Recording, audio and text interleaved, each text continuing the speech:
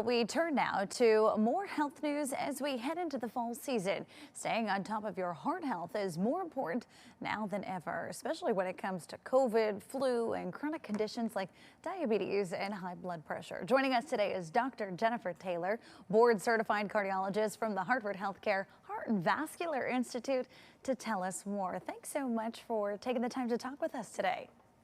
Thanks so much for having me. Dr. Taylor, as we enter the fall season, what are the latest recommendations for COVID and flu vaccines, particularly when we talk about people who have heart conditions? Well, thank you so much. This is such a good question as we enter into the fall season when these viruses are surging. So the recommendations from the American College of Cardiology are quite clear.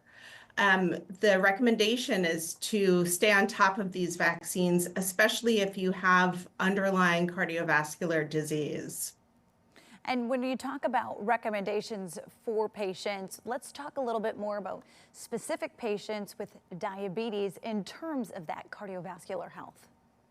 Yes, this is also a very important topic, especially for us in cardiology, because there is such a close link between diabetes and heart disease. So the cornerstone of management for these types of patients, would be obviously to get the COVID and flu vaccines, but also blood sugar management. We like their HbA1c, which is their 3-year control of blood sugar, to be less than 6.5.